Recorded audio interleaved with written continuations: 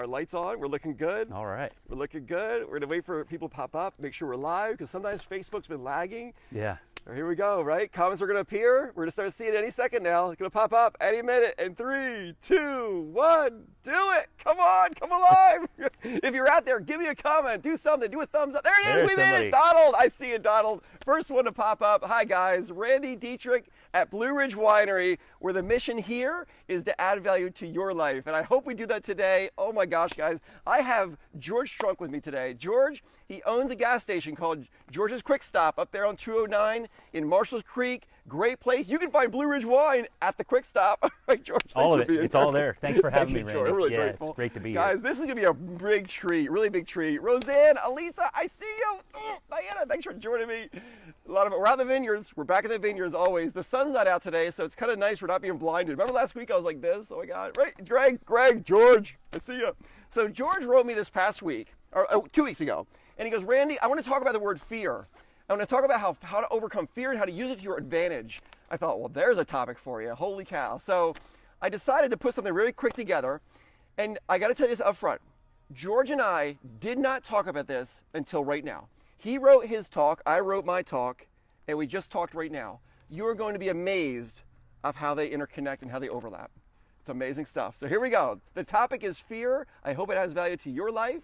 It's how to conquer it, how to make yourself stronger than any fear that jumps into you.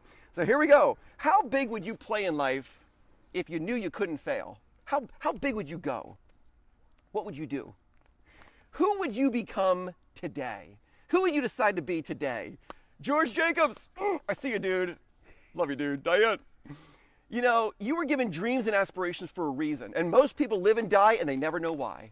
I hate that. It's amazing, right? You know, there's stories out there of some great speakers. They go, you know, could you imagine the day of your death? You're laying there, and the ghosts of your dreams are around you, going, why did you do this? We came to you. Only you could have brought us to life. That's what we're talking about today. The dreams and aspirations that you have inside of you. For every dream and aspiration you have been given the ability to make it come true. Period. If you don't believe that, believe me, it's the truth.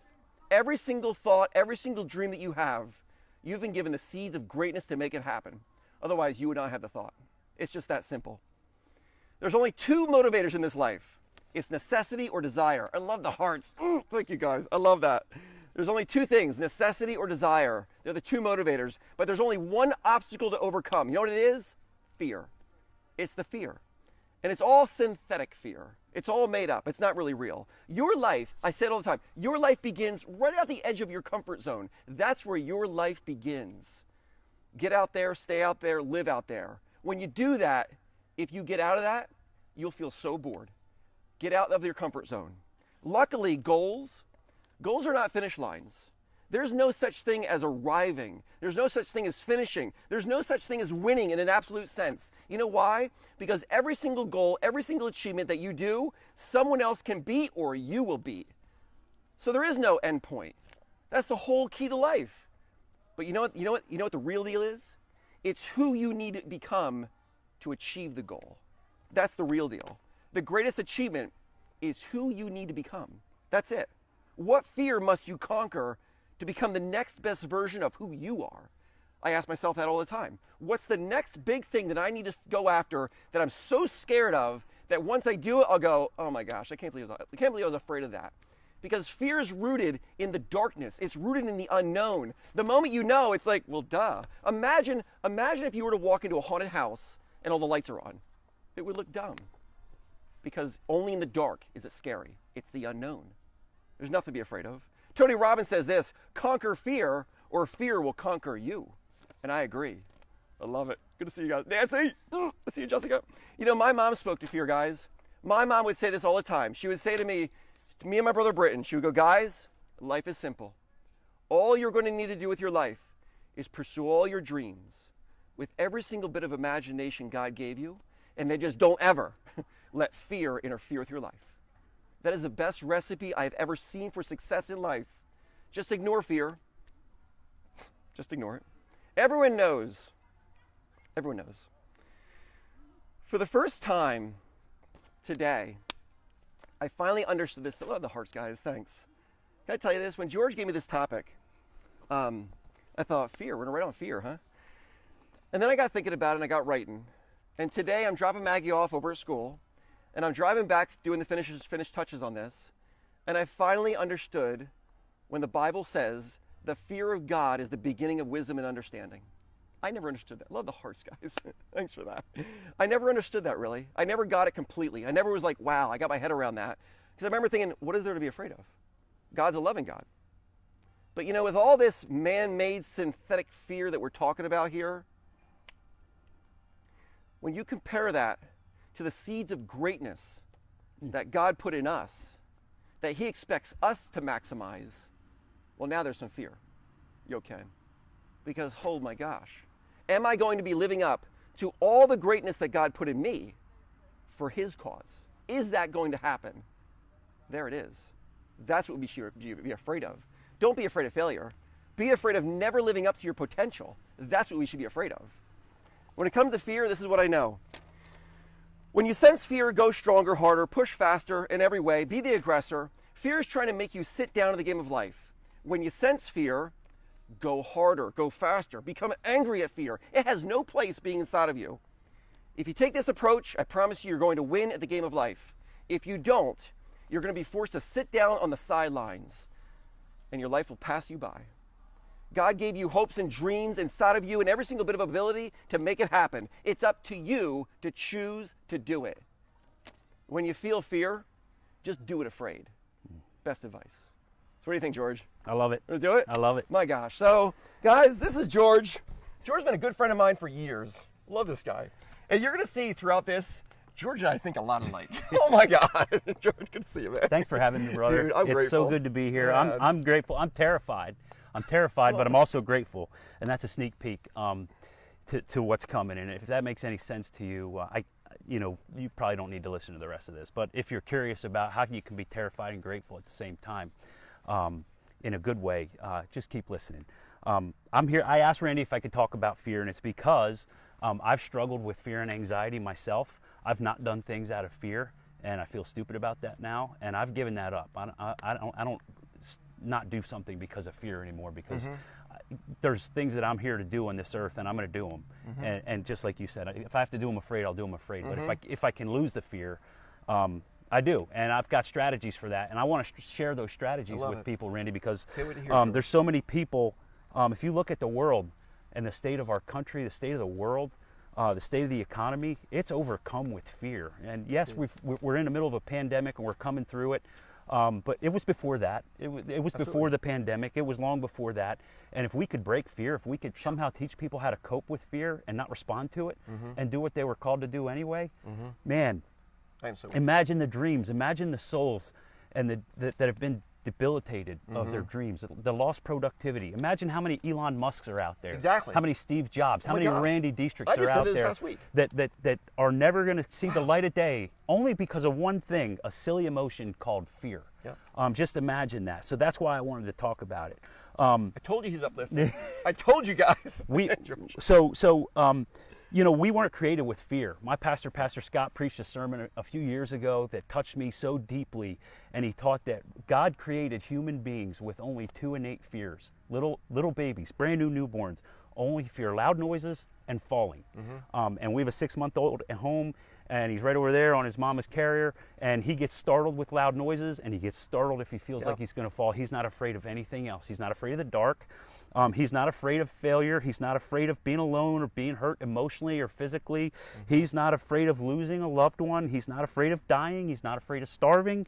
He's not afraid of losing his money or his wealth or his possessions. He's not even afraid of disappointing his mommy or his daddy, because all those are fears that we learn through life and through society, and through our upbringing and the things that happen to us. But none of that, God doesn't give us any of that. We're not born with any of that. So true. And I believe it, because here's what the Bible says. Randy said a few, I got a few. Fear not, for I am with you. It says, let all the earth fear the Lord. The fear of the Lord is the beginning of wisdom. The fear of the Lord is the fountain of life. And do not fear those who kill the body but cannot kill the soul. Instead, fear him who can destroy both the body and the soul in hell.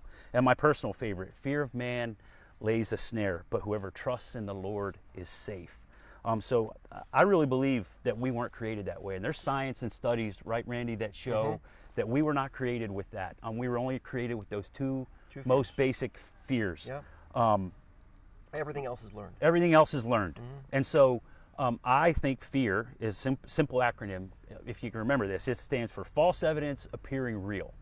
If everybody could think back for their whole life, everything they've ever feared, guarantee and 90% of those things never happened to them. How true is that? 90% never happened. Most of the things you fear never even happened. If you think Right. back, that's a fact in everybody's life. The 10% that do happen, they don't really hurt that bad.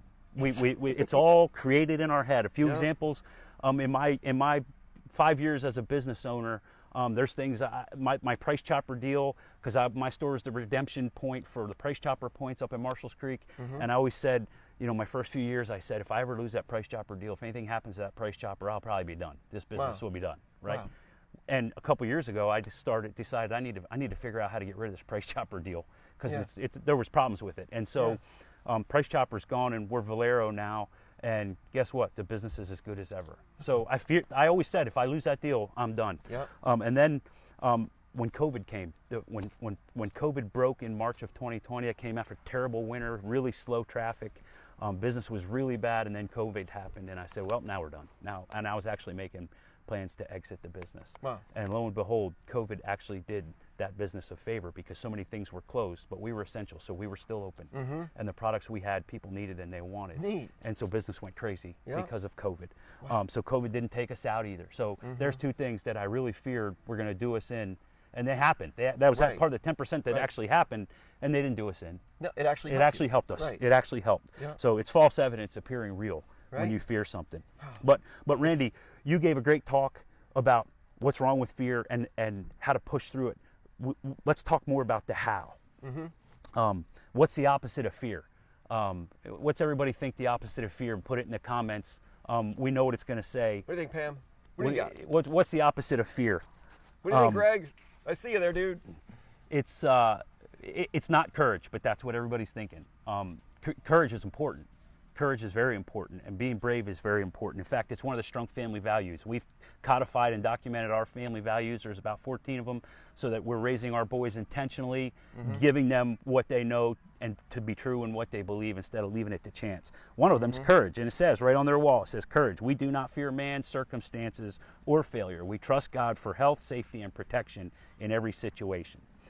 But I can't sit here and tell you all to just don't be afraid, be courageous, because that's operating in the negative. And my friend Randy taught me, and he taught all of you that pay attention to him, that you can't do anything by operating in the negative. It doesn't work. You have to operate in the positive. So I got to give you something to do to actually overcome fear. Instead of just telling you what not to do, I'm telling you, I'm about to share some strategies that you can actually do. So let's look at the definition, good old-fashioned Webster. Webster states that fear is an unpleasant, often strong emotion caused by anticipation or awareness of danger. Number 2, anxious concern or profound reverence and awe, especially toward God. That one's okay. Or reason for alarm. So one of those 4 is actually acceptable, right? The reverence for God, that's acceptable. But let's look at that first one again. It's a huge word in there, right? It says an unpleasant, often strong emotion caused by anticipation.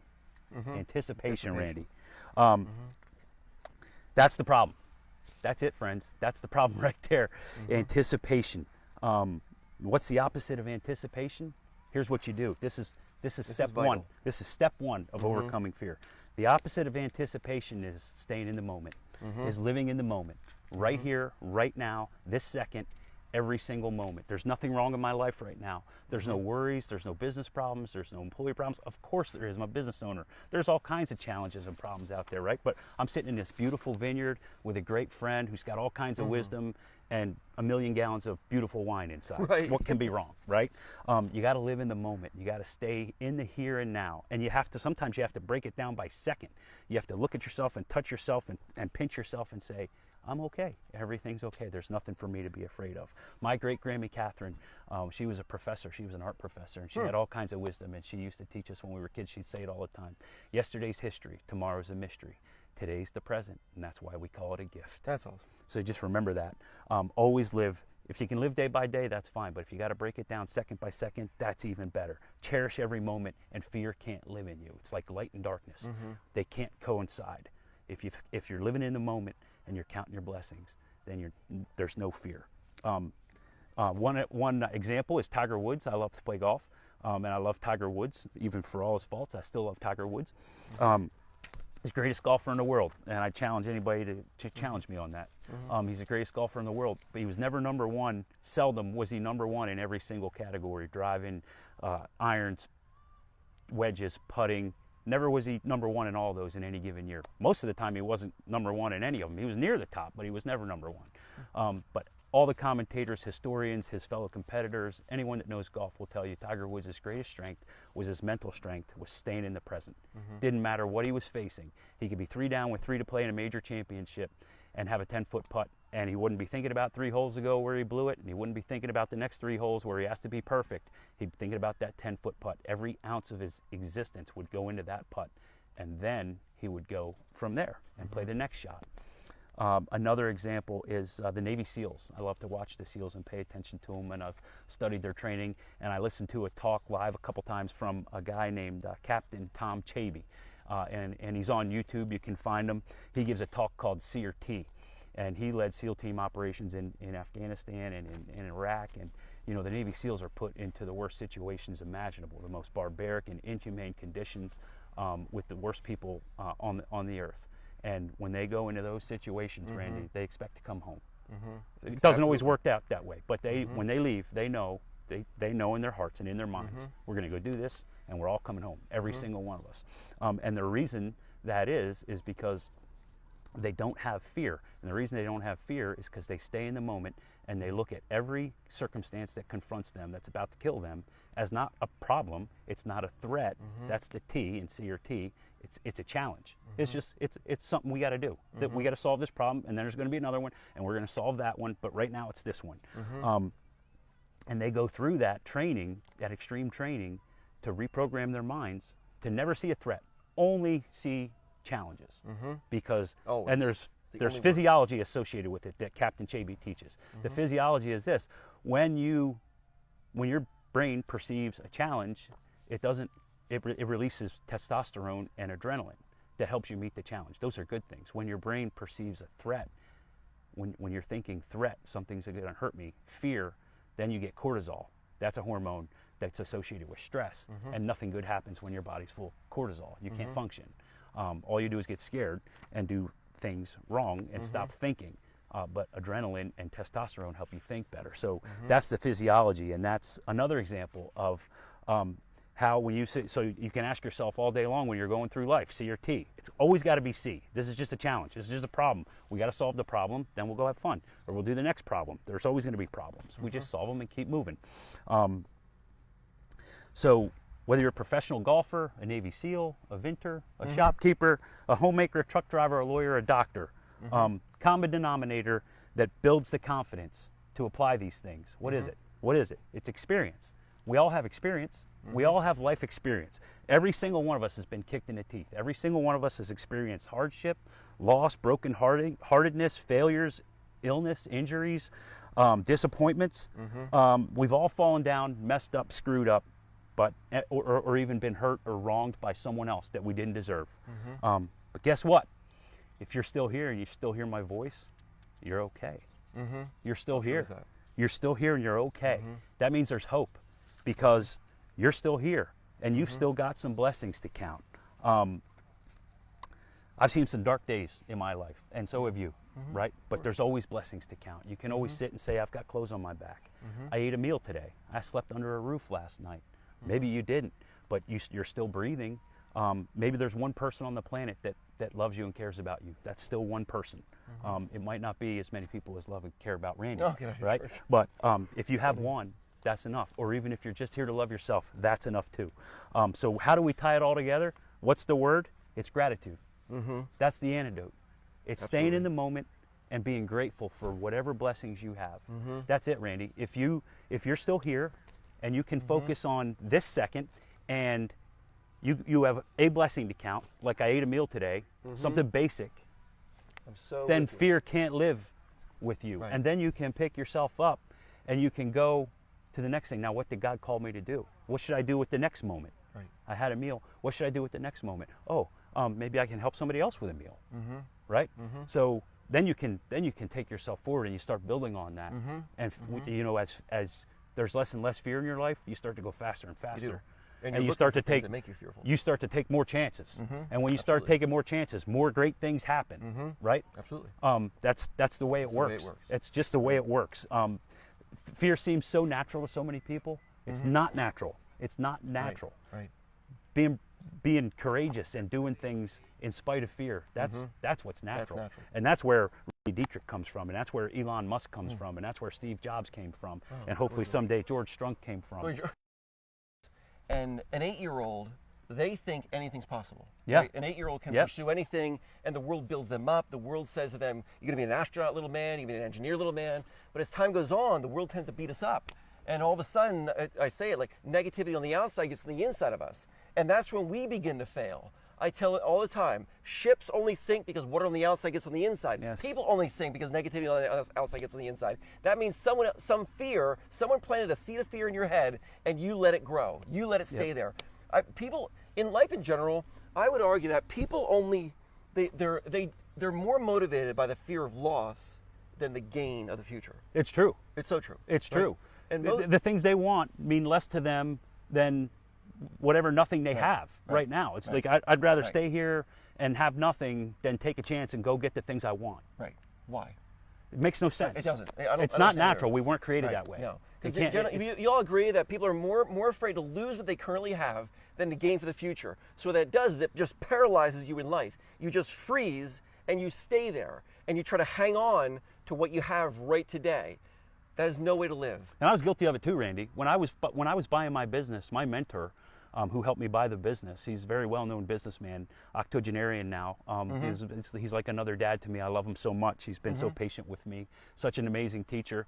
I shot the deal the week of closing because the guy on the other side, the seller, started doing my closing math, and he was supposed to be in for $75,000 for certain things that were right. They were right as rain. And when he started doing the math, he called me up and he said, George, you don't need my $75,000. I wanted his $75,000 in the deal for certain reasons, because that was confidence on his part that this was structured correctly. Yeah. And I wanted to know that he had that confidence. And when he started doing that math, he shook my confidence. So I told him, in so many words, no deal. And I hung up the phone and I called my mentor and I said, I just shot the deal. And he said, no, you didn't. And I said, no, I did. I did. It's not, I shot it dead. I shot it right in the head. It's over. I told him goodbye in a lot of funny language that I'm not proud of. And he said, over what? So I explained it. And he said, call him back and tell him you have the $75,000 and you don't need it. And I said, that's not the right thing to do. And he said, I want you to do that. And I said, why? He said, you're afraid. You're just afraid. I have to get you past this. He had the wisdom to know. This was my first time. He'd been a business owner for decades. You're just afraid. You're not going to not do this over 75 grand. That's a huge amount of money to me, right? But he said, you're not going to not do this over 75 grand. So I had no choice. It was like my dad telling me, you're going to do this. Yeah, it was my excuse to be afraid and run away. Right. And he wouldn't let me do it. It was like your dad had a hold of you by the collar of your shirt saying, you're going to do this. What, you know what I mean? But I'm grateful for that. Yeah. And even if this business fails someday, I'll always be grateful for that, because that's where I learned you have to push through in the face of fear, or you're never going to do anything. Right. You'll never do anything. Most fear, even if it happens, it's completely fabricated. It's never as bad as you think it was going to be. Yeah. And a lot of times it's the opposite. It's actually better. Yep. The best example I can give you all is the bed and breakfast that we have on the property here. You know how we have the most gorgeous bed and breakfast ever, guys? 7,000 square foot house. It's gorgeous, beautiful. right? It's over the top type place. That wasn't always the way it was, because that house in the beginning, the gentleman and the wife that owned it, in the beginning they loved the winery. It was great. But after about 6 months into it, he said to me one day, he goes, Randy, I want silence. And I'm like, I can't make it silent. And he goes, then you build a wall around the winery. I'm like, whoa. And he got pretty angry. I mean, he was really angry with me. Angry to the point he was going to Harrisburg trying to find ways to shut me down. It was going to the township complaining. And I said to him one day, I go, all right, what will it take to fix this? I go, how about I just buy your house? He goes, $1 million and it's all yours. I'm like, You can't do that. You can't blackmail me into buying your house. This was a big problem I had, right? Yeah. You're talking about challenges. This was a problem, right? So like, I'm up at the house. I'm telling Tiff, I'm like, oh my gosh, like we just opened a winery. I got this major problem over here. The guy wants $1 million, or else he's going to blast heavy metal death music at us. On Saturday and Sundays, he used to play speakers blaring at the winery my goodness. just to disturb the winery. This is a problem, right? I'm thinking, oh my gosh, well, how am I going to deal with this? Finally, we get appraisals done.